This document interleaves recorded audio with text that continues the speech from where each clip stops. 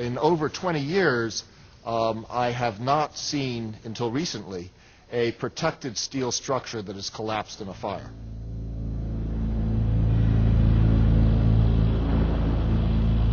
So what was the cause of the devastating explosive failure that happened to the World Trade Center?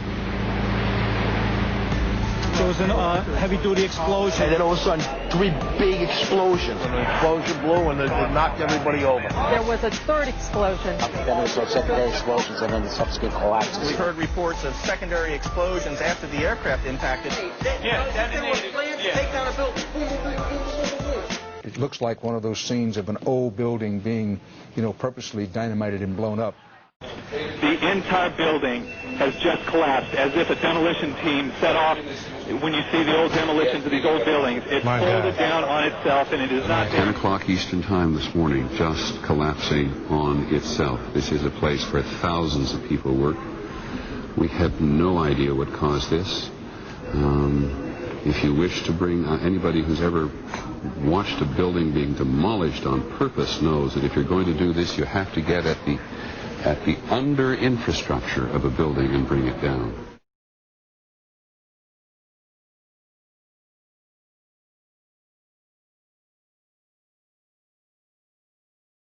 At 10:30, I tried to leave the building, but as soon as I got outside, I heard a second explosion and another rumble and more smoke and more dust. I ran inside the buildings, the chandelier shook, and again, black smoke filled the air. Within another 5 minutes, we were covered again with more silt and more dust. And then a fire marshal came in and said we had to leave because if there was a third explosion, this building might not last. As we were getting our gear on and making our way to the stairway, there was a heavy-duty explosion. Some of the people out, then there was secondary explosions and then the subsequent collapses. So I don't know how many people were there. I know there was a lot of firefighters. New York's bravest never had a chance. We really never even got to that close to the building. An explosion blew and it knocked everybody over. The FBI is here, as you can see. They had roped this area off. They were taking photographs and securing this area just prior to that huge explosion that we all heard and felt. Most of the victims so far were people outside the blown-up buildings. Like, it sounded like gunfire, bang, bang, bang, bang, bang, and then all of a sudden, 3 big explosions. To me, it sounded like an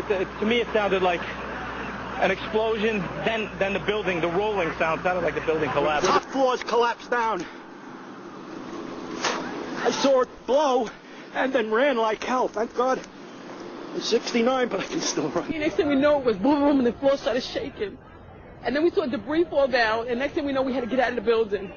We stuck on the stairs for a while. We finally got down to the lobby. Then we get to the lobby, there was this big explosion. Well, me and Mr. Hess, the corporation counsel, were on the 23rd floor. I told him we got to get out of here. We started walking down the stairs. We made it to the 8th floor. Big explosion.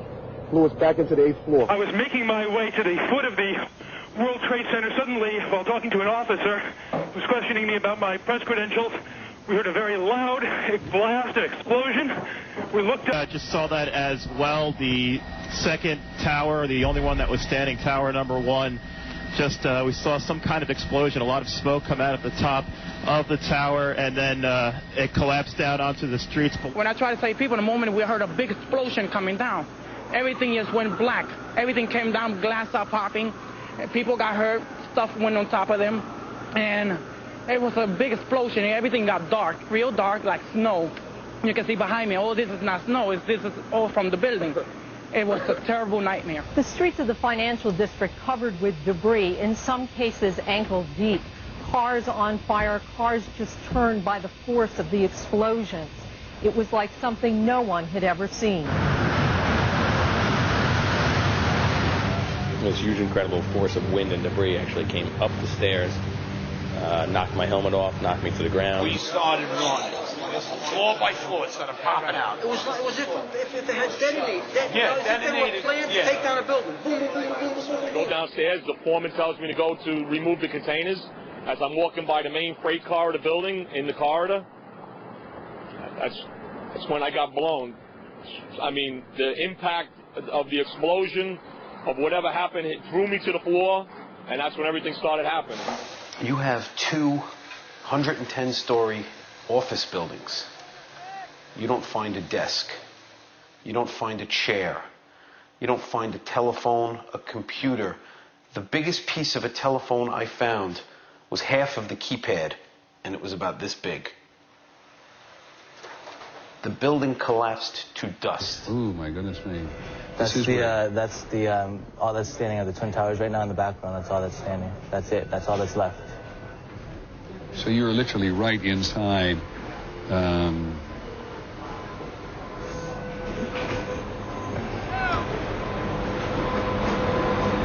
What time did you actually photograph? I don't even know. That was actually, I rode my motorcycle right up from there. That was about an hour ago, not even.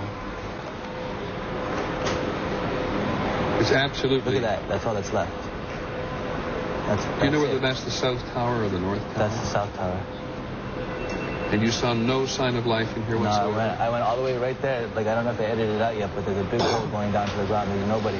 But the firemen said, you know, that there's been a lot of people dead. Like, a lot of firemen died. Because there were firemen in the building at the time trying to help people evacuate from the building. Yeah. They said 200 people died. I thought the fireman I saw said 200 people died already. And this wall here, this is from part of the tower itself? Yeah, that's the South Tower, the lobby. And it's all the smoke and there's still fire going on in there right now. Are you walking across? Yeah, see, you're walking across, and that's your friend also with a photograph. And the building on the right that occaionally appears is a building adjacent? Yeah, and it's just gouged. Like, the parts of the Twin Tower just gouged out the building. See, that's the concourse below. That's going down like 20 feet or so. See this destruction on television, and we see the videotape. It's a bit hard to understand where things were or where are they now. Can you tell us, can you point out what is what in this maze of rubble and destruction? This was the South Tower. This was 104, 106 stories tall. This is what is left. Up there was the North Tower. And you look, and you see, and there's no concrete. There's very little concrete. All you see is aluminum and steel. What happened to the concrete? The concrete was pulverized. And I was down here Tuesday, and it was like you were on a foreign planet. All of Lower Manhattan, not just this site, from river to river, there was dust powdered 2-3 inches thick. The concrete was just pulverized.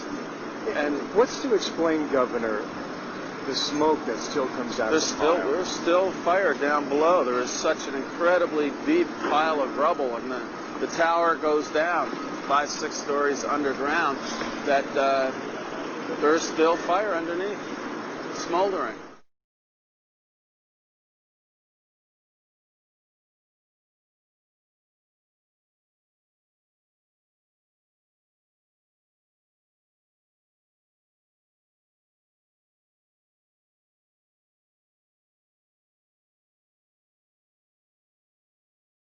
This is as close as we can get to the base of the World Trade Center. You can see the firemen assembled here, the police officers, FBI agents, and you can see the two towers. A huge explosion now raining debris on all of us. We better get out of the way.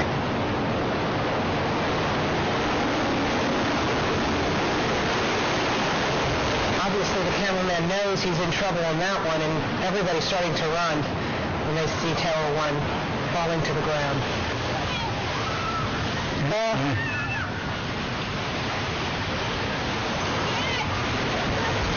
And when you're running like that, just in fear for your life, you have no idea how close that is behind you. You don't dare look back. And it's just coming from every street. Look at that.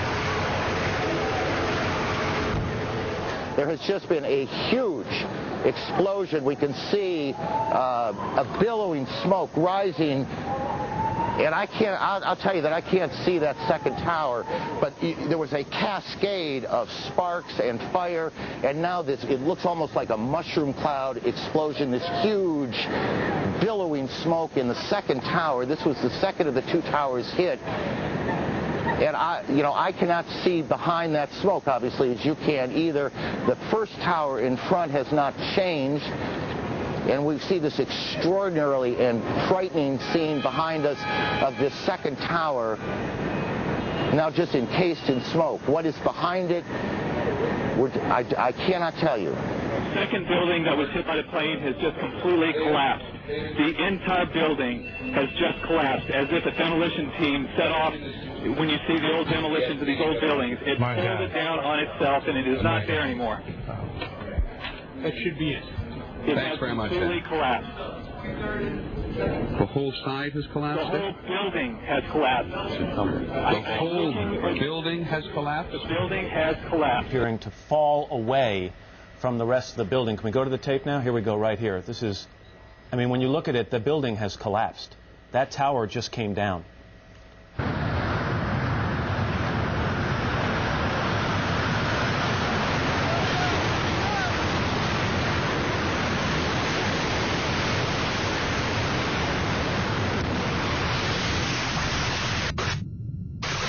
I spoke to the chief of safety for the New York City Fire Department. He received word of the possibility of a secondary device, that is another bomb going off. He thinks that there were actually devices that were planted in the building. Over an hour. I want to underscore again that both towers have been hit. Both towers, each tower was hit by an aircraft, incoming aircraft.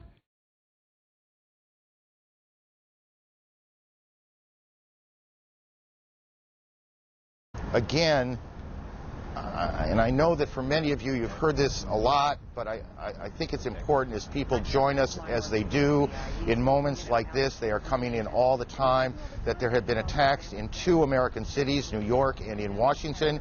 The trade centers here in New York have been hit by airplanes. In Washington, there is a large fire at the Pentagon. The Pentagon has been evacuated. And there, as you can see, perhaps the second tower, the front tower, the top portion of which is collapsing. Good Lord.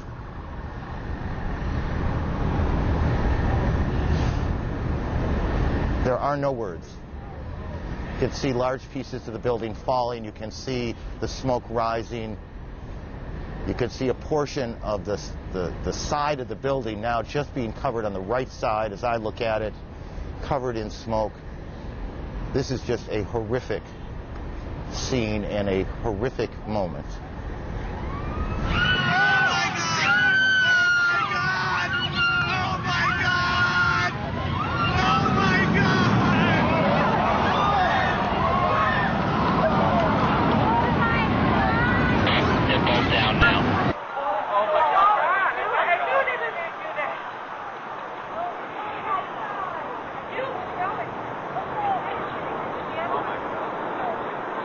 Oh my God.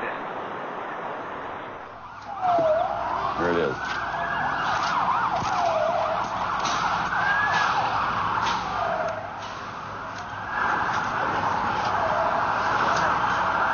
That's a videotape replay.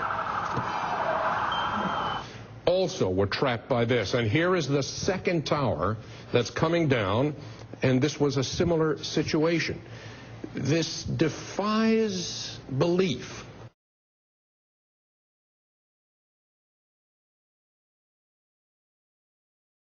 Again, what you're seeing are high shots.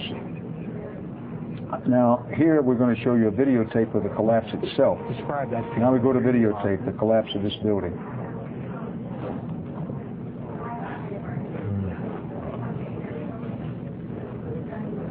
It's amazing. Amazing, incredible, pick your word. For the third time today, it's reminiscent of those pictures we've all seen too much on television before, when a building was deliberately destroyed by well-placed dynamite to knock it down. Let's just stay with this photograph or this graphic for just a second. Well, no, there's number 7 coming down.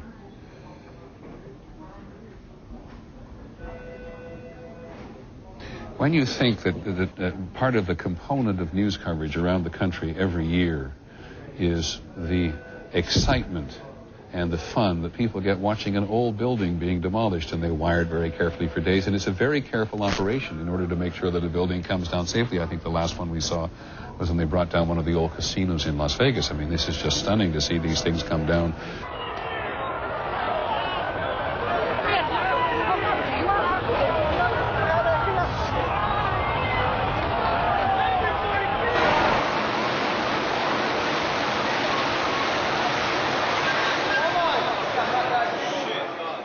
Gone, man. back live, we have had little relief here. Take a look at this. About an hour ago, World Trade Center building number 7 collapsed. A 42-story building. No word of any casualties in the building. It was the one calamity that was not a surprise. I remember getting a call from the fire department commander telling me that they were not sure they were going to be able to contain the fire. I said, you know, we've had such terrible loss of life. Maybe the smartest thing to do is pull it. And they made that decision to pull, and then we watched the building collapse.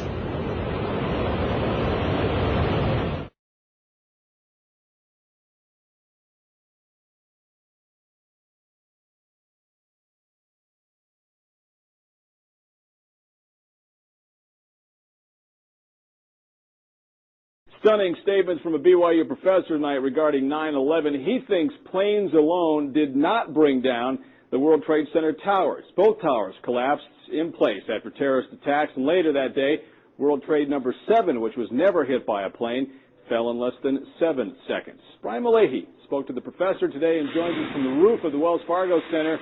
A crazy theory, Brian, or any validity to this?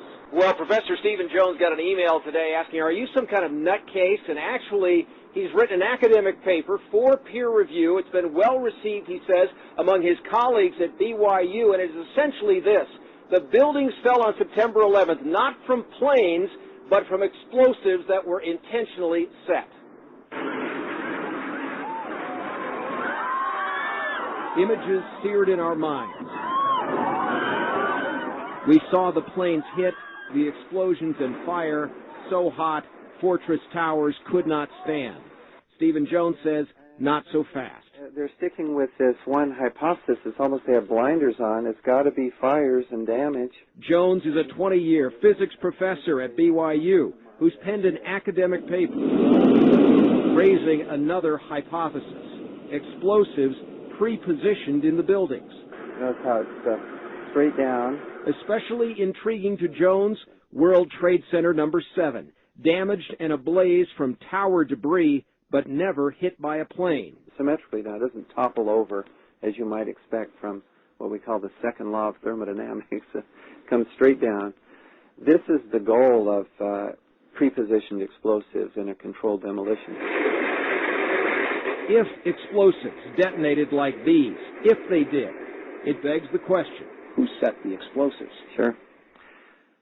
And I try not to go there too much because we have to answer the first question first, the scientific issue first. We need to consider all options for the collapse of these buildings.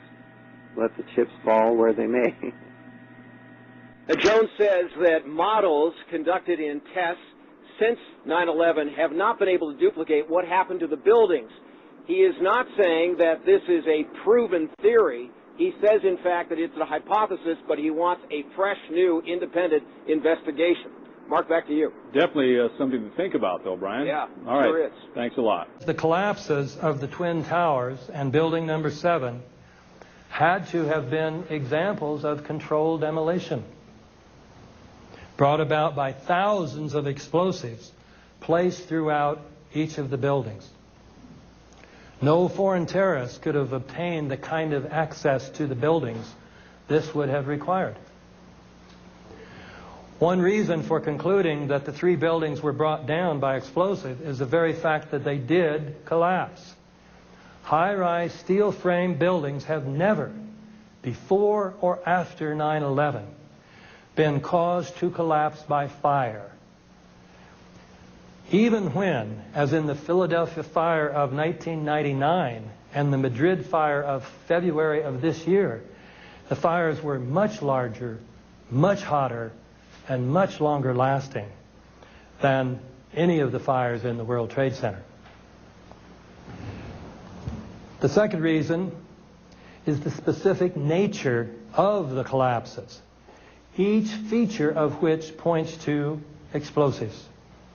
For example, the buildings collapsed straight down and at virtually free fall speed, as in controlled demolitions. And then the rubble smoldered for months afterwards.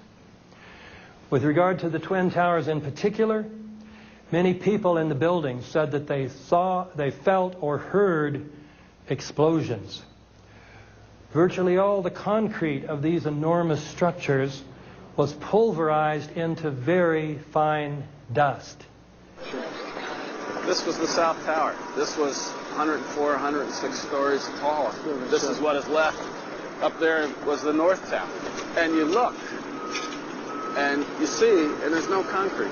There's very little concrete. All you see is aluminum and steel. What happened to the concrete? The concrete was pulverized. And I was down here Tuesday, and it was like you were on a foreign planet. All of Lower Manhattan, not just this site, from river to river, there was dust powder 2-3 inches thick. The concrete was just pulverized. Try this. Get a piece of concrete and drop it a little over 1,000 feet and see if it pulverizes into very fine dust. It won't happen. Much of this dust, along with steel and aluminum, was blown out horizontally from the buildings several hundred feet.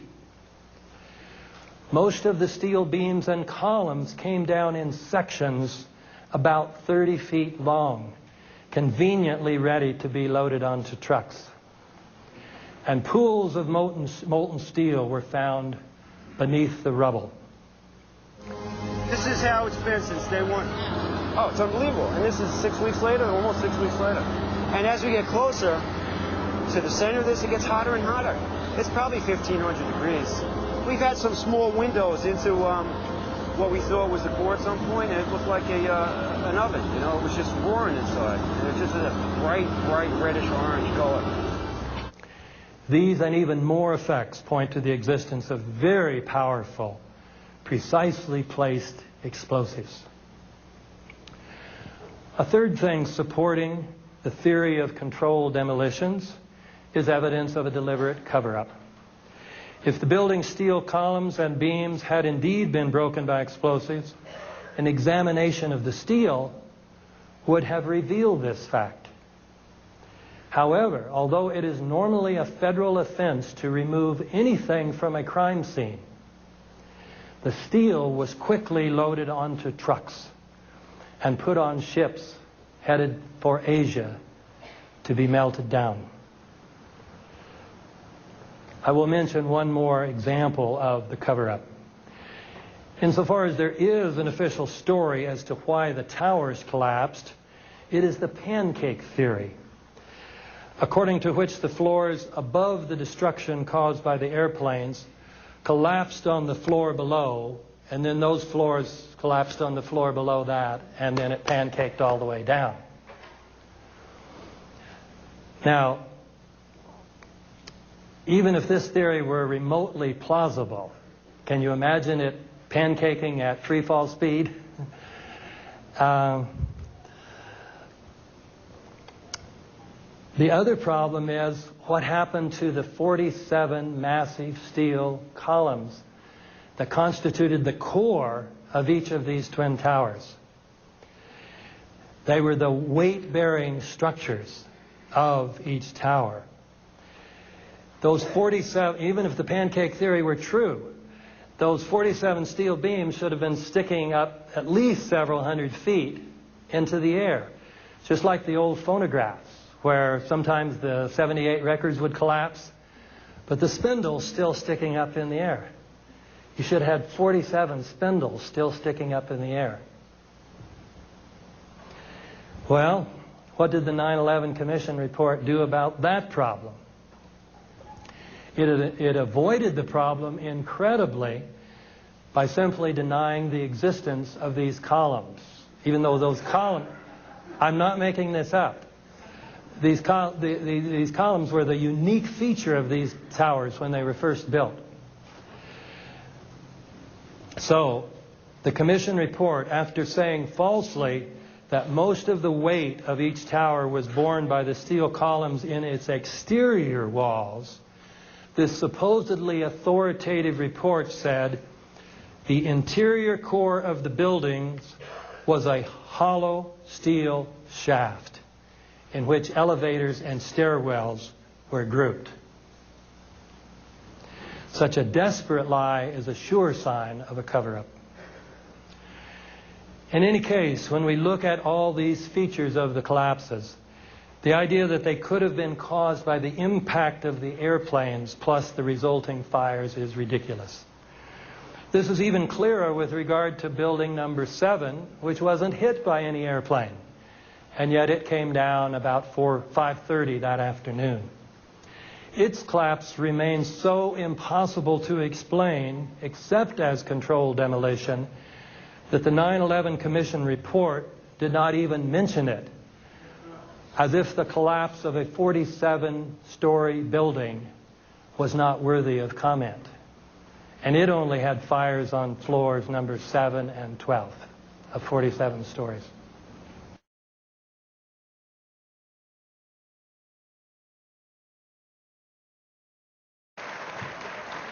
Big round of applause for Mr. Jeff King.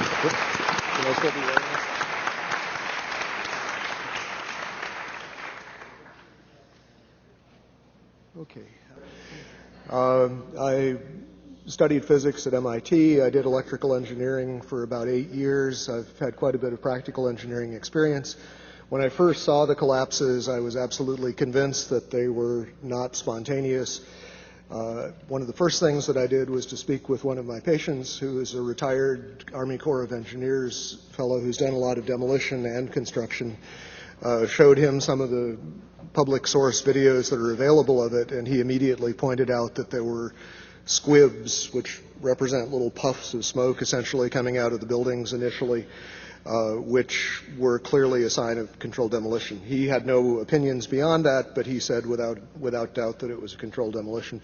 That sort of set me on the path of continuing to examine it and trying to gather as much evidence as I could. And the question I pose, what don't we know and why don't we know it, is sort of addressing the fact that at this point we still do not really have a meaningful explanation for what happened to the buildings.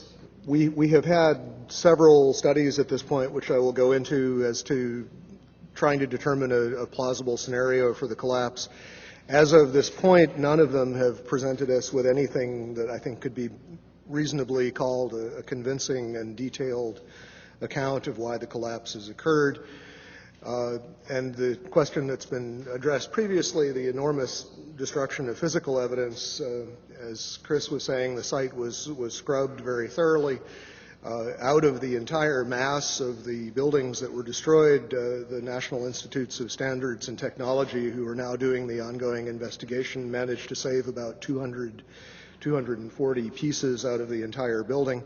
All of the rest of it was basically recycled.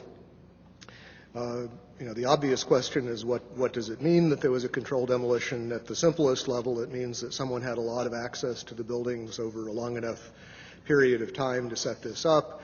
It implies, as many other things have tonight, that the people who had effective control of the site had an interest in having it scrubbed and making sure that no information was available, that a forensic reconstruction couldn't be done.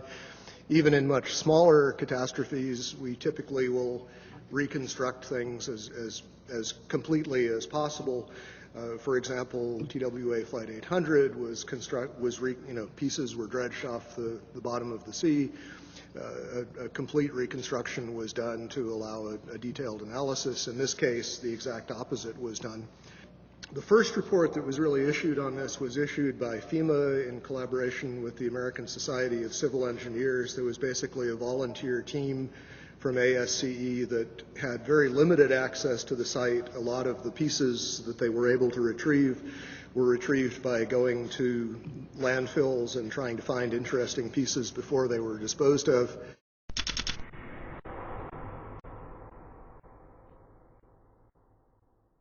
The initial FEMA report basically acknowledged that the kerosene would have burned off very quickly.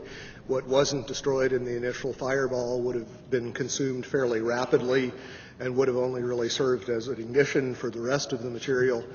And the second point being that the fuel here really was strictly office contents. If you think of a modern office with copying machines, computers, and as has been previously mentioned, the smoke, particularly from Building 2, just before it collapsed was very black looking.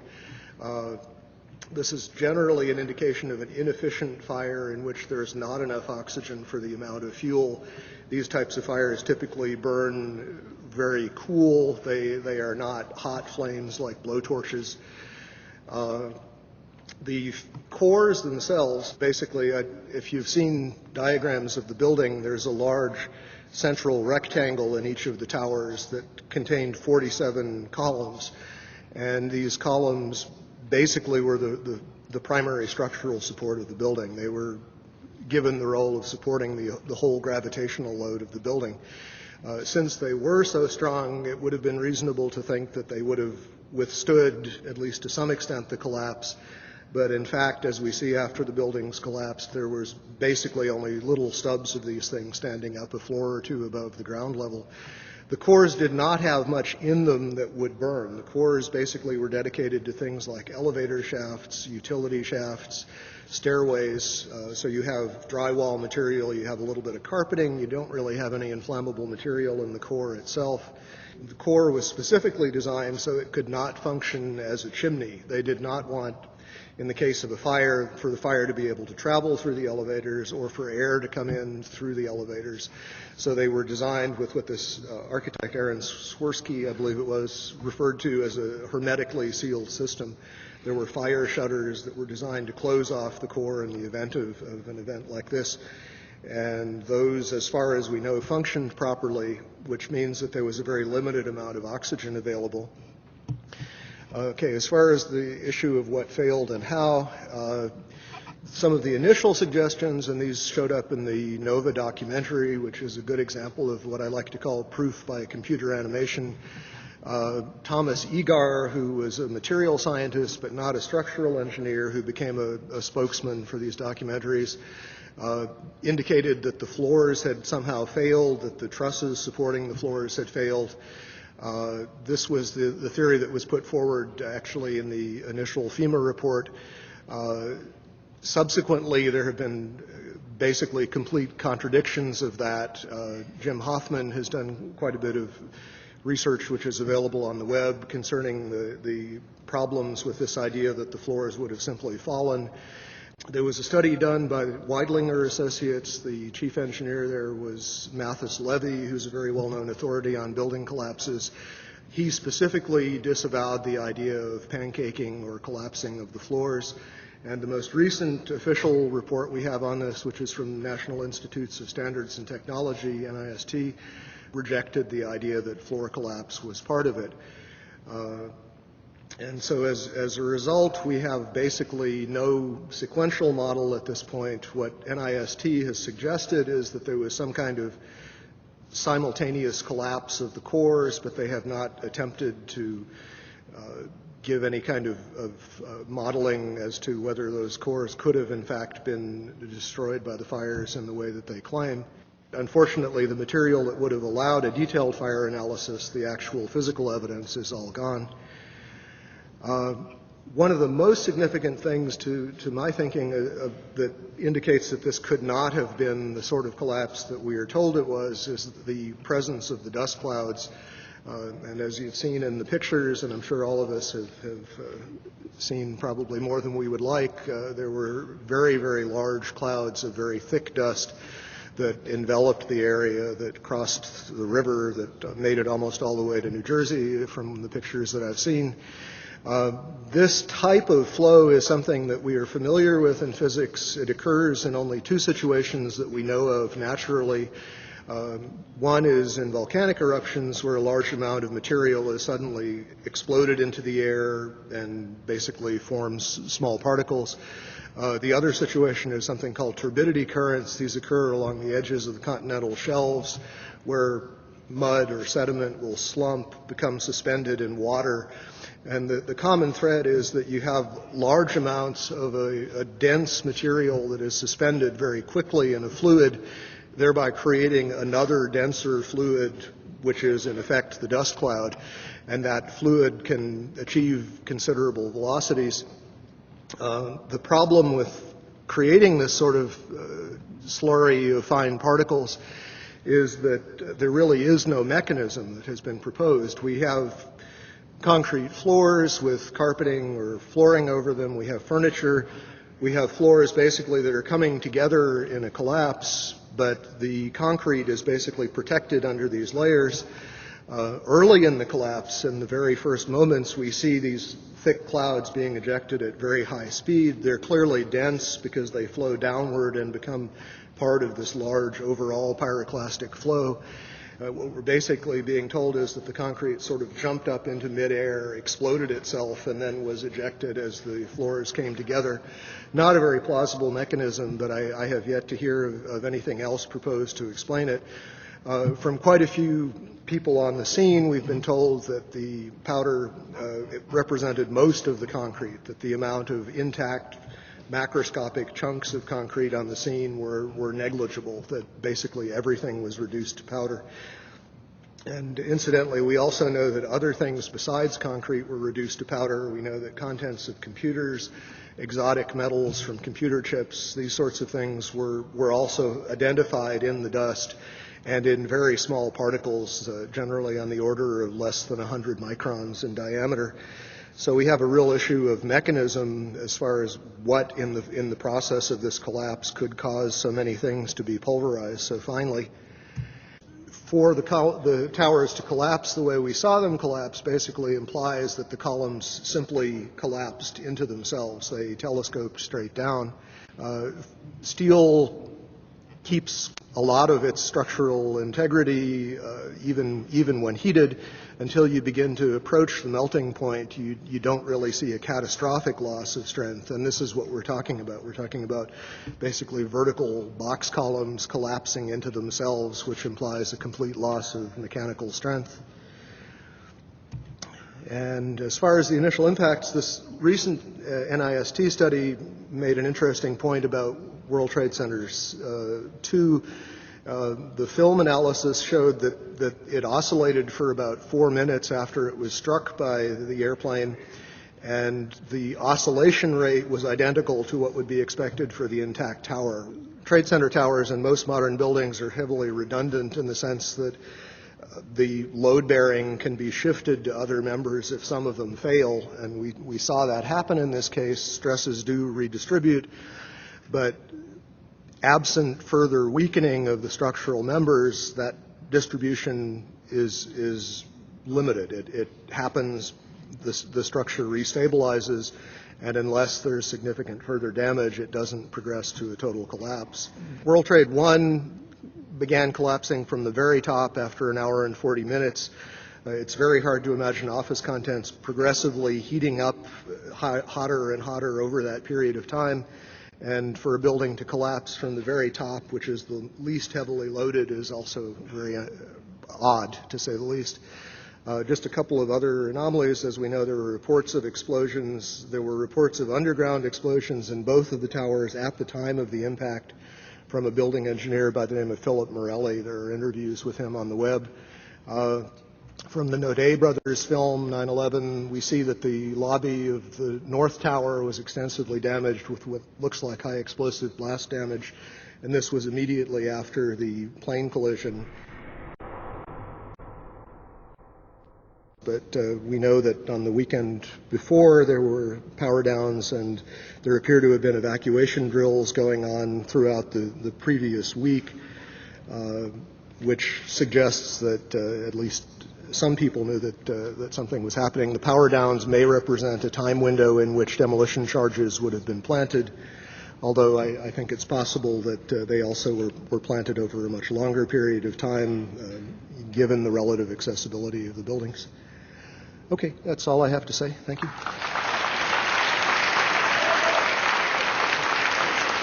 Thank you, Jeff King. Thank you very, very much. As far as 9/11 is concerned, what is most important for you to understand is the concept of a law of nature. A law of nature cannot be violated. A law of nature cannot be changed. A law of nature requires no enforcement. The key issues to consider are going to be the rate at which these buildings fell, the temperature at which steel melts, the order in which the buildings fell, and the force that would have been required to turn concrete into fine powder. Those are some of the key issues that I'm going to address. These two buildings were some of the most remarkable structures in engineering history. They were two 110-story buildings. They were extremely well constructed, and they were designed, as I will explain, to withstand the impact of aircraft collisions, even multiple aircraft collisions. Many people, even today, don't realize that the first impact on the North Tower, which is distinguished by having the antenna, it has an antenna, so you can tell the North Tower, which is World Trade Center 1, from the South Tower, World Trade Center 2, was actually caught on film. There was a French team in Manhattan that was filming, and they happened to capture the impact. Now, the North Tower was hit by American Airlines Flight 11, which took off from Logan Airport. It was a 767, about 7:58, and it was in the air for about 50 minutes when it impacted with the 96th floor of the North Tower at 8:46 a.m. Much more attention was being devoted to the Twin Towers at this point in time, so there's a lot of footage of the impact with the South Tower. Here we see the plane approaching the South Tower as the North Tower is in flames. Here's the plane coming forward. This was United 175, also out of Boston's Logan Airport, another 767. It took off at 8:14 and impacted with the 80th floor at about 9:03. Interestingly, its amount of time in flight was about almost identical with that of a flight, American Airlines 11, about 50 minutes in the air. Here's this tremendous impact and the explosion in the fireball. And what you want to appreciate is that a tremendous amount of the fuel that was aboard the aircraft was burned off in these fireballs within the first minute or two. A tremendous amount of the fuel that was aboard the aircraft was burned off. So the amount that remained was not so extensive. It turns out that steel has a melting point of 3,000 degrees Fahrenheit. The steel used in these buildings was certified by Underwriters Laboratory to 2,000 degrees Fahrenheit for up to 6 hours. 6 hours. The highest temperature at which kerosene based jet fuel can burn under optimal conditions is around 1,700 degrees Fahrenheit. Underwriters Laboratory actually estimated that because of the insulation and so forth in the building, that it was far more likely that the steel itself was never heated much above around 500 degrees Fahrenheit, which of course is obviously far too low to accommodate the melting of the steel. The highest temperatures that were measured in the South Tower were around 1,300 degrees Fahrenheit, but still way, way below what would have been required.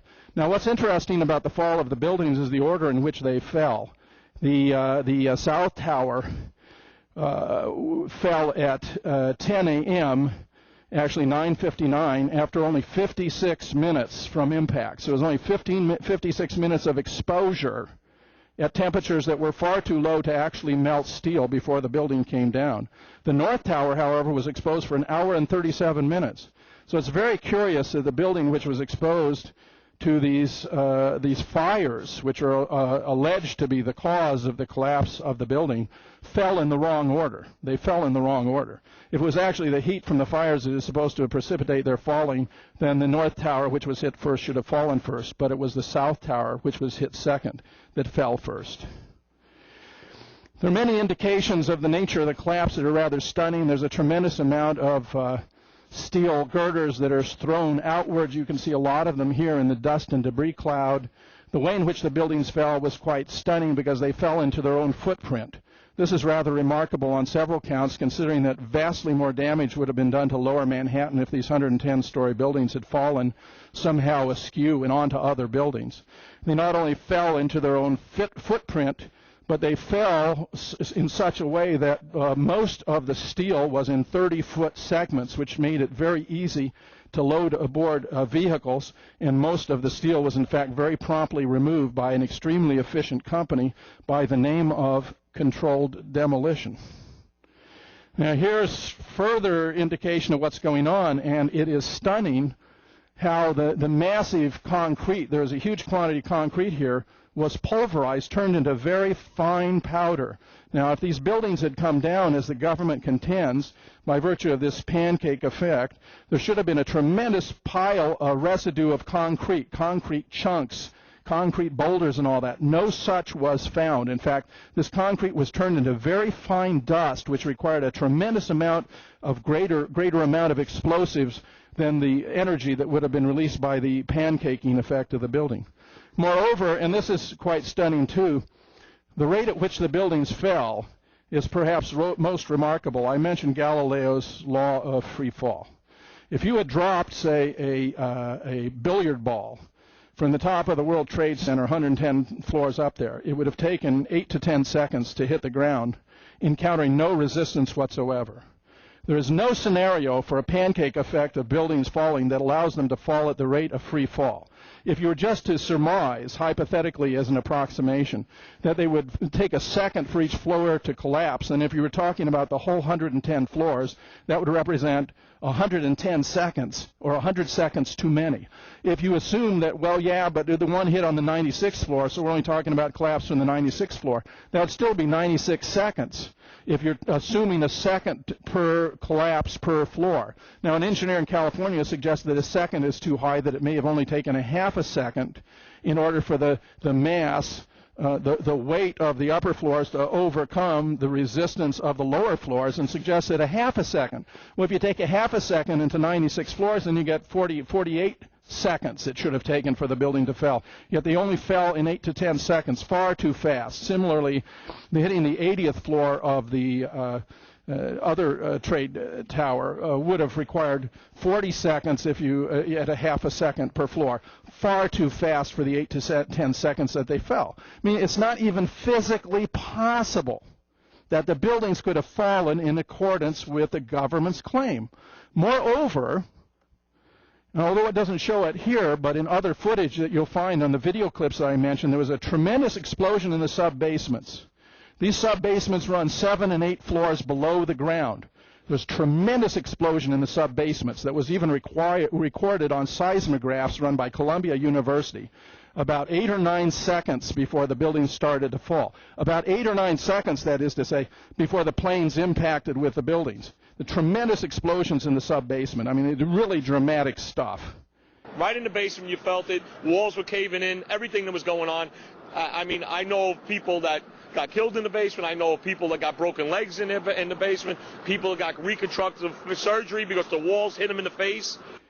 And we have some workers who were there that were damaged by these sub-basement explosions, and talk about a 50-ton hydraulic press, for example, that was completely obliterated in the explosion. And if you look at the film footage of the explosions, you find all over the place there's these little plumes of smoke breaking out called spools that are symptomatic of a controlled demolition. Here's a spool. See how it extends. Here's another. See how it extends. Here's another. See how it extends. And we wound up with this mass of steel that was surprisingly easy to remove because so much of it was of a relatively uniform size, around 30-foot lengths. Really quite remarkable. And they started cleaning up the site almost immediately. Now, the claim was made, and you can find this in the 9/11 Commission report, that the center of the buildings was all hollowed out. But the only part of the center of the buildings was all hollowed out were the actual elevator shafts. There were, in fact, 47 steel columns at the center of each of these buildings. 47 steel columns at the center of these buildings, and on the perimeter there were no less than 240 steel columns. And you certainly would have expected them to be projecting upward if the building had fallen. It would have been very asymmetrical. It would have been a very different kind of collapse than occurred here. Here's some early photographs in the construction of these buildings. They were really marvels of engineering. These were brilliantly conceived buildings, and they were built in the full knowledge that it might be the case that they have to resist the impact of aircraft. Here is Frank DiMartini, who was the chief engineer on one of the towers, who reported that they were constructed in such a fashion and they were so resilient that the impact of the largest known commercial aircraft at the time, a Boeing 707, would be like sticking a pencil through mosquito netting. The building was designed to have a fully loaded 707 crash into it. That was the largest plane at the time. I believe that the building probably could sustain multiple impacts of jetliners because this structure is like the mosquito netting on your screen door, this intense grid. and the jet plane is just a pencil puncturing that screen netting. It really does nothing to the screen netting. And I found 3 other engineers who played primary roles in the project who say the same thing. This guy, Frank DeMartini, was killed on 9/11 when the buildings collapsed. Here's a comparison of the Boeing 707 with the 767. They're very similar in their dimensions, in their maximum takeoff weight, maximum fuel capacity, cruise speeds, and the like. These are very similar aircraft. Let me mention, by the way, that this is the first and only time in history that any steel structure skyscrapers are ever collapsed due to fire. It has never before been recorded in the history of structural engineering, before or since. So government is asking us to believe that on this one day, 9/11, as it were, the laws of physics were suspended and phenomena never before known to structural engineering were taking place just in this exact location.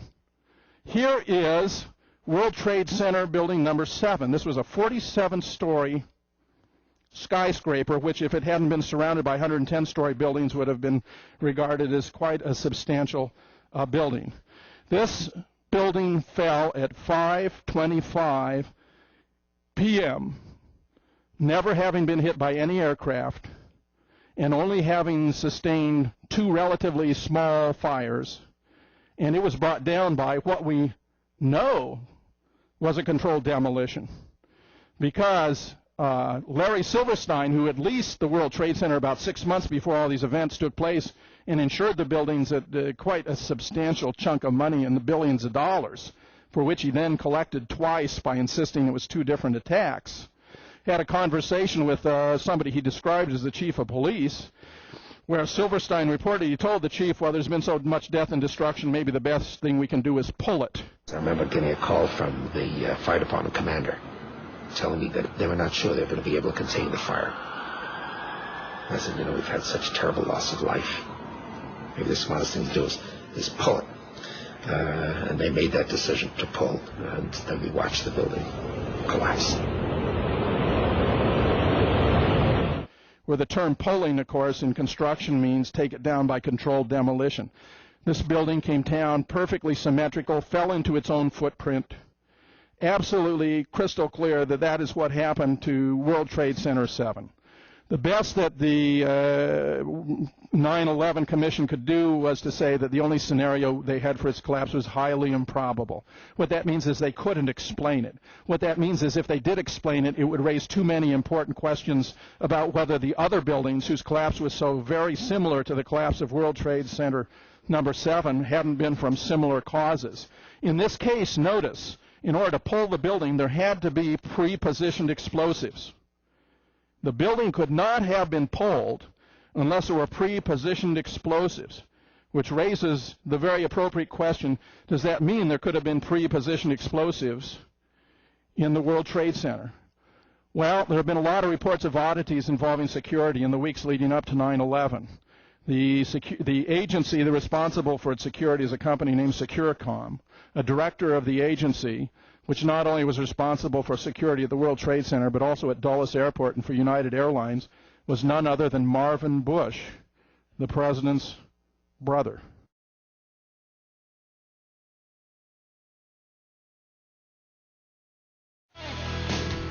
Hello, I'm A.J. Hammer, live in New York City. And I'm Brooke Anderson, live in Hollywood. AJ, it's been incredible, pretty hard to believe, actually, the response we got today to the incredible story Showbiz Tonight broke last night. Actor Charlie Sheen's startling claims that the government may be covering up what really happened on September 11th. So many emails coming in. We've been really overwhelmed today. Between the emails, the blogs, the websites, everybody is writing and talking about it.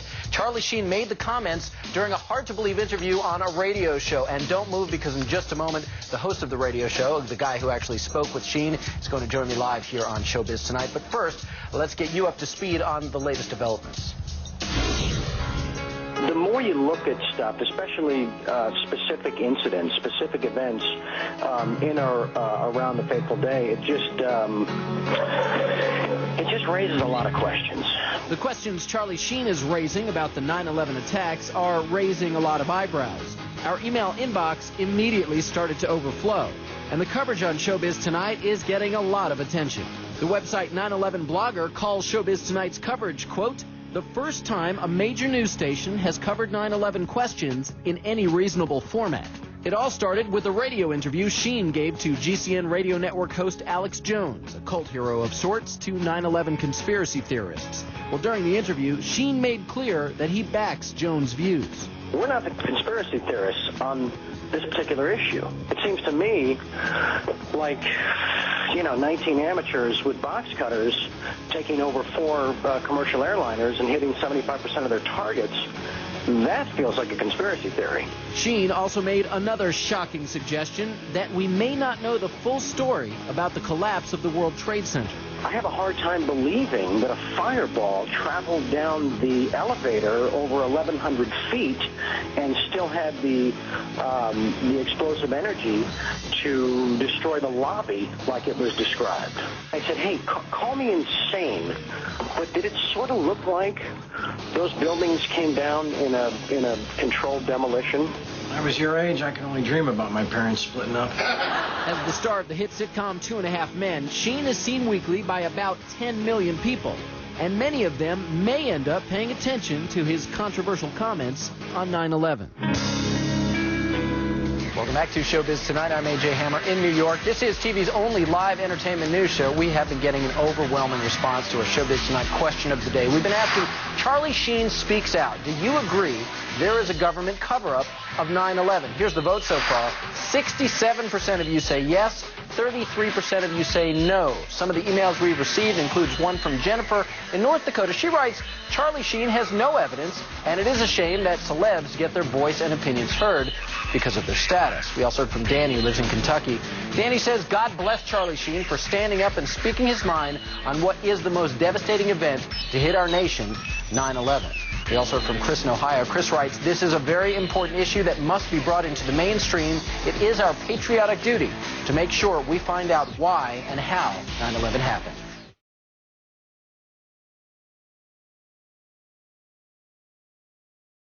My guest, Morgan Reynolds, ex-Labor Department economist for the George W. Bush administration in the first term. What led you to take a look at this 9/11 event? Well, I left in January of 2003 after 16 months in the current Bush administration in their first term. We just saw the tops of those both towers blown to Kingdom Come, and then progressively they were pulled out from under them. There was almost no resistance from lower floors, which had 0 impact damage and 0 fire damage. It's pretty clear, if you look at it, that this is an inside job, isn't it? Oh, yeah. It's overwhelming when you... the number one piece of evidence is, of course, the demolition of all 3 buildings at the World Trade Center. Oh, my God. We just witnessed some kind of secondary follow-up explosion on the